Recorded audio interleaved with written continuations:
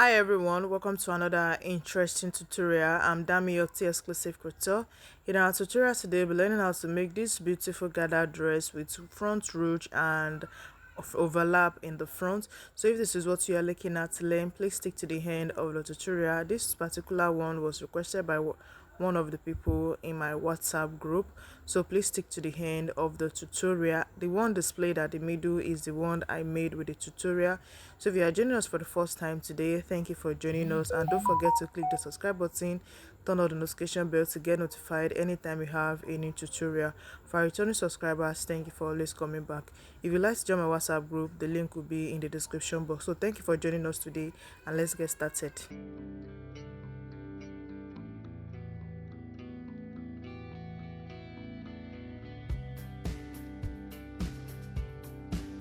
For the drafting of the dress, I have the lines are the shoulder line, chest line, bust line, waistline, hip line, and a little bit below the hip. You know, the dress comes in three parts. We have from the shoulder to the waist to below the hip, and the down part, which is the gathered part. So I also have my pattern paper on fold because of the overlap that we have for the front part. So once you're able to draw out this line now, then you go ahead to start imputing your measurements. So on the shoulder line, my shoulder divided by 2, I'm going to be marking it here. And also this sleeve is an extended shoulder, like it cut together with sleeve, so I extended the sleeve by 3.5 inches. So whatever I had on the shoulder here, I marked it also on the chest line for the sleeve wideness, and go ahead to connect the lines together. So now on the shoulder line, you step down by 1 inch for your shoulder slope and connect it to the 3 inches neck width for the shoulder slope here. So you go ahead and mark it now, and also connect for the wideness of the shoulder to the chest line like this. But if you want yours extended, you can stop it on the bust line. It all depends on how wide you want the sleeve area to be. So it's going to be a dartless dress, so I'm just going to be imputing all of our measurement divided by 4 straight, bust divided by 4, waist divided by 4, and also the hip divided by 4. So what you have on the hip, you take it to the hem that we mark down there like this. So go ahead now and connect your lines together. So now to connect the armhole part now, so you are just going to go in a little bit. You can use your free hand or use your curve roll to make a slight curve around the chest line to the bust to connect it together. So once we are done with this now, we are going to be separating the upper part from the waist, from the down part, to do the overlap we have in the front.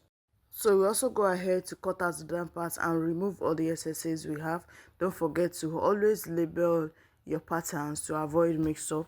For the upper parts also, we cut out the excess we have on the side and also on the shoulder area. So after separating the upper parts now, then we are going to be marking the dot line. We need it for the overlap. That is where I want the overlap to stop. So just mark your bust pan measurements here.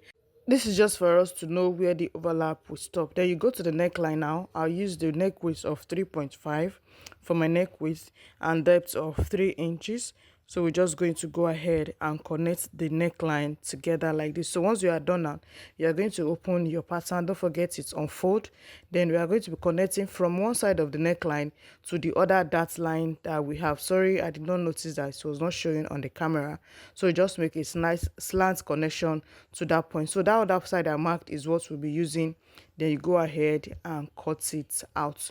So the part that we'll be using now, we'll keep it. We are going to be cutting 2 of it. For clarification's sake, I went ahead to cut another side of the pattern paper so that we'll be able to see what the front is going to be looking like.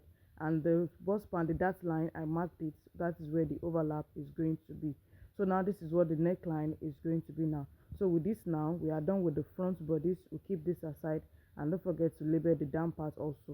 For the back pattern, we'll be using this pattern paper. I've ruled out the basic line. So we have the shoulder extension on the shoulder line like we did for the front.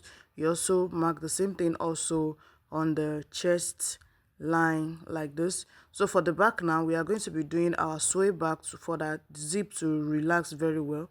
So I'll go in by 0.75 on the waistline also. Then I'll connect it to a little bit above the chest line.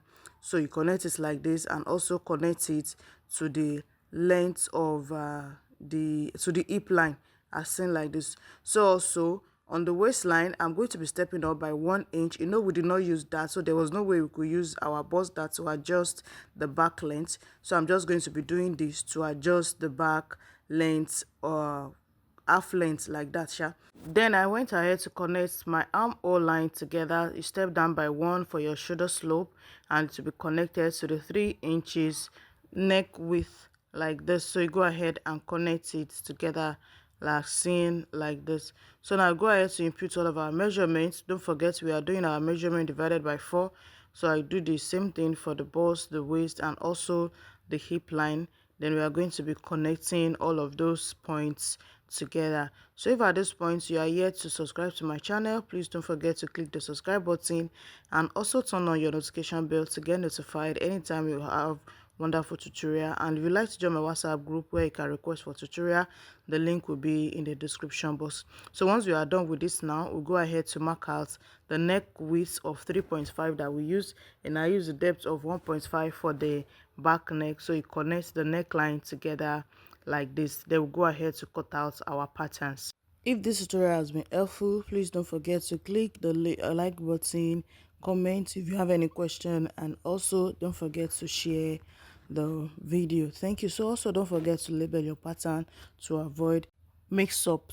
This is the pattern we got from the back bodice. You can see the half length is not looking too long, and the back is going to be relaxing well on the back. And this is also the front pattern. So now we can go ahead now to cut it on our fabric. Now if you check the design again, you see how they arrange the fabric. So there's some that they cut on the cross grain line and also on the lengthwise like that, sha. So just make sure you pay attention to the pattern. I will also be using the same fabric they used in this design, so I used about 4 yards of it for the cutting. So now go ahead now to cut it on the fabric. So here I've gone ahead to cut the fabric and also the lining that I'll be using to turn each and every one of them. So now I followed the pattern on the design. It is very important, if you want the outcome to be beautiful, you follow the pattern. So for the down part also, I've cut it out, and also the gathered parts also. So now we'll go ahead to start sewing together. So on the side I added 1 inch. I'll be using half inch to turn with lining for the down part, and also the upper part will be turning on the neckline and also on the side for the back. The back I will join into the down part and also fix the zip for the back. So the front also will be turning each one of the front piece to by lining on the neckline and also by the side before we'll be joining it together. This is what the back is looking like. So the inside now, we keep this aside and go ahead with the front. So now the skirt part of the front, I iron the center front. We are going to be making a slight ruffle on that part because it's more raised up, and the ruffle is also showing in the design. So we stitch that down now, and the upper parts we place them right facing each other, and you stitch it on the waistline by half inch. You make sure that the placement is correct, then you join it together to the down part. Here is how the front is looking like after I've stitched it together and also made the ruffle. So on the neck area there, you can just stitch it down in order to avoid it from opening when you wear. So now you go ahead to place the back on this right side facing the right side. You want to join it together on the side, so you place them together and join with the remaining allowance, and also on the shoulder line. This is what the dress is looking already. It's looking beautiful and well put together. So the next thing we'll be doing now is to fix the gathers. I've gone ahead to draw out the gathered line on the gathered parts and also notch it to have equal proportion on all sides. So go ahead to fix it. Here is the final look of the dress. Like, I'm so in love with this dress. It's looking simple and beautiful. So we have the back here. The beauty of this dress is when the gather is full. So I was able to achieve this using 4 yards of the fabric, and it's a full length dress. So thank you for joining us in our tutorial today. I hope you're able to learn something new. Don't forget to like, comment, and also share the video. See you in the next class.